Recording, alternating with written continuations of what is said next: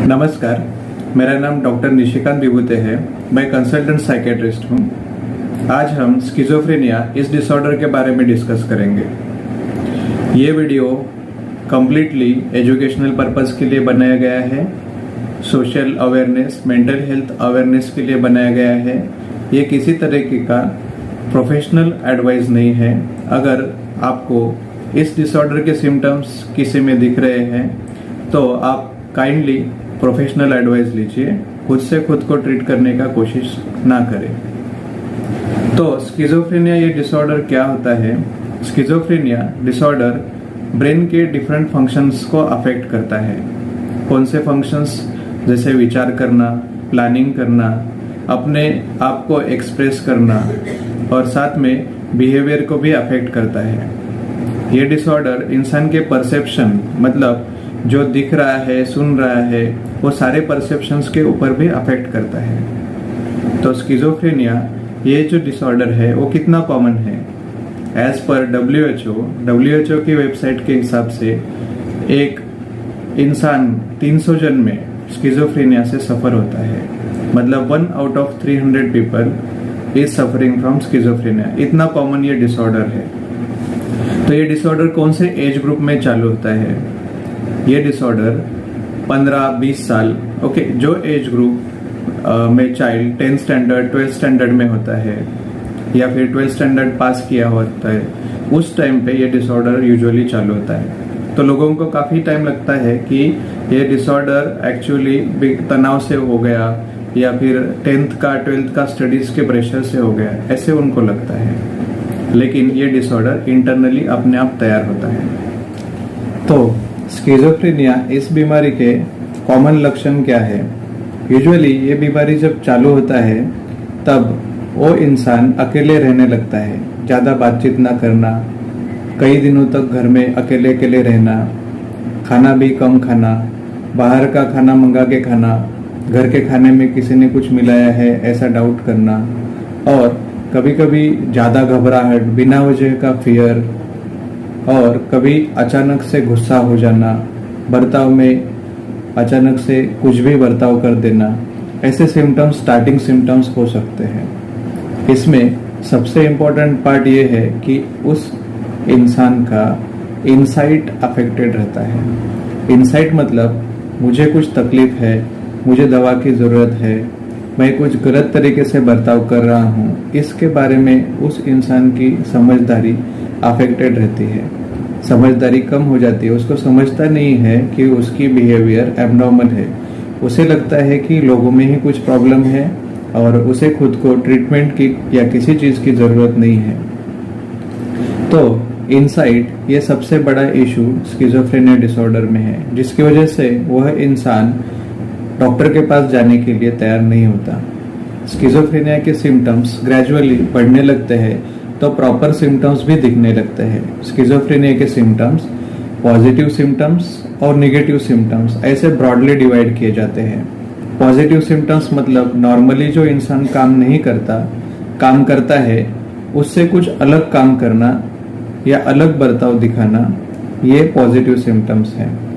Positive symptoms में delusions और हालुसिनेशंस।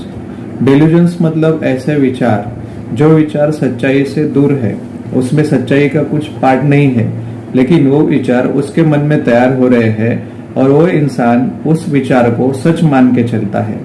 आप कितना भी प्रूफ दो, कितना भी उनको दिखाओ कि ये विचार गलत है, रियलिटी कुछ और है, फिर भी वह इंसान अपना थॉट, अपना जो विचार है उसको बदलेगा नहीं, उसको ही पकड़ के चलेगा और वो विचार सच्चाई से कुछ संबंधित नहीं होता है। कॉमन डिल्यूजन्स क्या होते हैं? ज़्यादातर लोगों को शक, वहम, डाउट, सस्पिशियसनेस, मतलब लोग मेरा पीछा कर रहे हैं, लोग मेरे साथ अच्छे से बर्ताव नहीं कर रहे हैं, लोग मेरे बारे में आपस में बात कर रहे हैं, मेरे बारे में अफवाहें फैला रहे हैं, मुझे मैसेजेस आ रहे हैं, मैसेजेस के ऊपर भी उनको डाउट होता है कि इन मैसेजेस का कुछ अलग मीनिंग है। मैं जहाँ पे भी इंटरव्यूज के लिए जाता हूँ वहाँ पे कोई ना कोई कुछ बोलता है या कुछ करता है जिसकी वजह से मुझे इंटरव्यू में पास नहीं किया जाता है। लोगों को ऐसा शक होने लगता है कि कोई काला जादू कर रहा है, उनके ऊपर जादू टोना कर रहा है, और ऐसे लोग बिना वजह तांत्रिक वगैरह के चक्कर में भी फंस जाते हैं। इसके अलावा लोगों को कोई वैन दिख गई तो बोलते हैं कि पुलिस मेरा पीछा कर रहे हैं, ऐसा उनको डाउट होने लगता है। उसके अलावा लोग मेरे विचार पढ़ रहे हैं, थॉट विड्रॉवल या थॉट इंसर्शन, मतलब मेरे मन में जो विचार है वो विचार मेरे खुद के नहीं है, मेरे अंदर मेरे दिमाग में कोई दूसरा इंसान विचार डाल रहा है या विचार निकाल रहा है। कभी कभी रिमोट कंट्रोल से मुझे कोई चला रहा है, कोई मेरी हर एक चीज के ऊपर कंट्रोल रख रहा है, जिसकी वजह से मैं एक पर्टिकुलरली एक खास किस्म से मैं बिहेव कर रहा हूँ, ऐसा उसको लगता है। मतलब मेरा खुद के ऊपर कोई कंट्रोल नहीं है, ऐसे लगता है।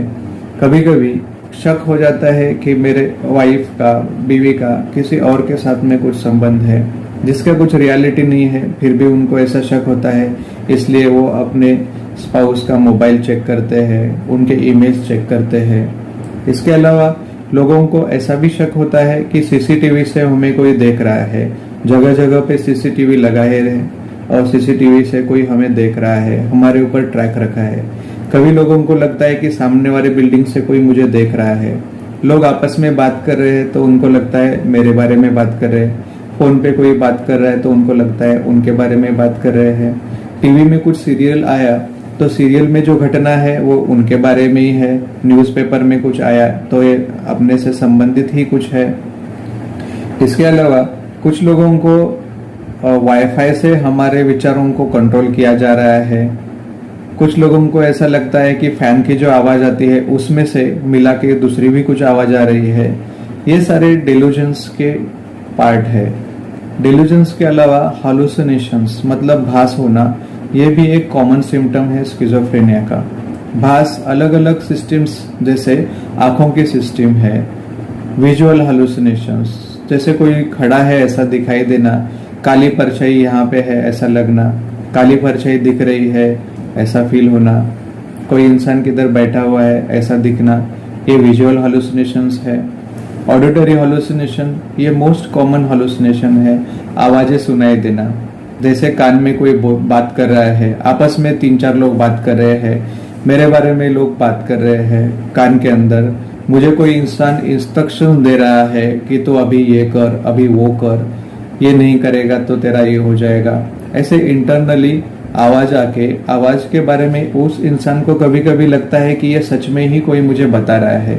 तो बहुत बार ऐसे लोग कुछ गलत कार्य भी करने लगते हैं जो भास की वजह से होते हैं। हालुसिनेशंस, डेल्यूजन्स, डिसऑर्गेनाइज्ड बिहेवियर। ओके, हालुसिनेशंस में और कभी कभी टैक्टाइल हालुसिनेशंस भी रहते हैं, मतलब टच, कोई टच कर रहा है, कोई स्पर्श कर रहा है मुझे, कोई कीड़ा मेरे स्किन के अंदर से रेंग रहा है। कभी कभी स्मेल, मतलब कुछ अलग गंध आ रहा है, स्मेल आ रहा है। कभी कभी टेस्ट का भी हालुसिनेशन होता है, जैसे मुझे जबान पे एक नया टेस्ट आ रहा है, बिना कुछ खाए भी टेस्ट जनरेट हो रहा है, तो ये टेस्ट का हालुसिनेशन भी होता है। इसके अलावा डिसऑर्गेनाइज्ड स्पीच और डिसऑर्गेनाइज्ड बिहेवियर। डिसऑर्गेनाइज्ड स्पीच मतलब बात करते करते अलग टॉपिक पे बात करना, तीसरे चौथे टॉपिक पे बात करना, जहां से बात करना चालू किया वहां तक ना पहुंचना, ये डिसऑर्गेनाइज्ड स्पीच है। डिसऑर्गेनाइज्ड बिहेवियर मतलब एक काम करते करते रुक जाना, दूसरा काम करने लगना, अचानक से कहीं पे भी बैठ जाना, अचानक से हंसना, मिरर में देख के हंसते रहना, ये डिसऑर्गेनाइज्ड बिहेवियर है।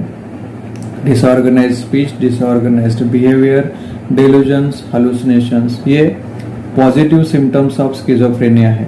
मतलब नॉर्मली ये इंसान, कोई भी इंसान ये चीजें करता नहीं है, ऐसे बिहेवियर्स हमको दिखने लगते हैं, ऐसे सिम्टम्स हमको दिखने लगते हैं। So they are the positive symptoms of schizophrenia. Negative symptoms of schizophrenia क्या होती है? जो इंसान नॉर्मली करता है उससे कम करना। जैसे अगर आपने उनको एक स्टोरी बताई और वो स्टोरी रिपीट करने के लिए कहा, तो स्टोरी सिर्फ कुछ वर्ड्स में या कुछ सेंटेंसेस में ही बोलना। ये थॉट्स के बारे में लिमिटेड थॉट्स जनरेट होना। इमोशनल एक्सप्रेशंस में भी लिमिटेड इमोशनल एक्सप्रेशंस आना। जैसे हंसने की चीज है तो भी कम हंसना, रोने की कोई इशू है तो भी कम रोना, मतलब इमोशनल एक्सप्रेशंस भी कम, बात करना भी कम, सोचना भी कम, मतलब सारी चीज़ें कम करना, ये निगेटिव सिम्टम्स ऑफ स्किज़ोफ्रेनिया है।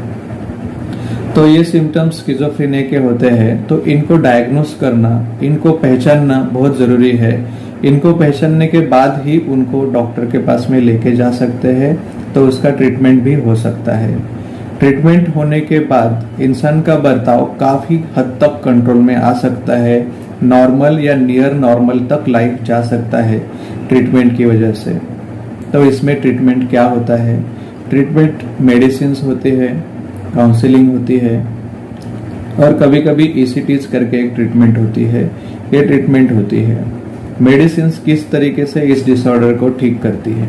हमको लगता है ये बीमारी मन की बीमारी है, तो दवाई कैसे काम करेगी? Actually it is a biological disorder. ये एक बायोलॉजिकल डिसऑर्डर है। ब्रेन में कुछ सेंटर्स है वो ज़्यादा काम करने लगते हैं, ज़्यादा रसायन तैयार होते हैं, और ये जो ज़्यादा रसायन तैयार हुए हैं वो ब्रेन के अलग अलग सेंटर्स पे काम करते हैं, जिसकी वजह से ये भास, शक, वहम, गुस्सा, सारे बिहेवियर्स और सारे सिम्टम्स आने लगते हैं। दवाई चालू करने के बाद दवाई ब्रेन के उन सेंटर्स के ऊपर काम करता है, उनकी फंक्शनिंग बेटर करता है, उनके अंदर के हार्मोन्स को बैलेंस में लेके आता है, जिसकी वजह से सारे सिम्टम्स ग्रेजुअली कम होने लगते हैं। इंसान का अवेयरनेस, इनसाइट, मतलब मुझे इसमें से बाहर निकलना है, मुझे ठीक होना है, मुझे सबके जैसे नॉर्मल लाइफ जीना है, ये विचार उस पर्सन को आने लगते हैं और वो रेगुलरली ट्रीटमेंट लेता है। तो ट्रीटमेंट का कोर्स कितना होता है? कुछ कुछ लोगों को ऐसे गलतफहमी होती है कि लाइफ लॉन्ग दवाई लेनी पड़ती है, लेकिन ये जरूरी नहीं है। पर्सन टू पर्सन डिफर करता है। कुछ लोगों को लिमिटेड टाइम के लिए ट्रीटमेंट लेनी पड़ती है, कुछ लोगों को प्रोलॉन्ग ट्रीटमेंट लेनी पड़ती है, कुछ लोगों के लिए ज़्यादा टाइम तक दवाई भी चालू रखनी पड़ सकती है। जहाँ पे ये डिसऑर्डर बार बार रिलैप्स होते जा रहा है, दवा कम करने के बाद वापस से बढ़ रहा है, दवा के बावजूद भी बढ़ रहा है, ऐसे भी कंडीशंस होते हैं। डिपेंडिंग ऑन कंडीशंस उसका ट्रीटमेंट का कोर्स डिसाइड होता है। ये कोई पहले से ही डिसाइडेड चीज़ नहीं होती कि थ्रू आउट द लाइफ उस इंसान को दवा की ज़रूरत पड़ेगी। तो इस वीडियो में मेरा मेन उद्देश्य है अवेयरनेस या लोगों के अंदर में जागृति करना कि एग्जैक्टली स्किज़ोफ्रेनिया क्या होता है, ताकि उन्हें समझ में आए कि इस डिसऑर्डर को ट्रीट किया जा सकता है और उस इंसान की लाइफ बेटर हो सकती है, क्वालिटी ऑफ लाइफ इम्प्रूव की जा सकती है। आपको ये वीडियो कैसे लगा आप कमेंट सेक्शन में ज़रूर बताइए। Thank you.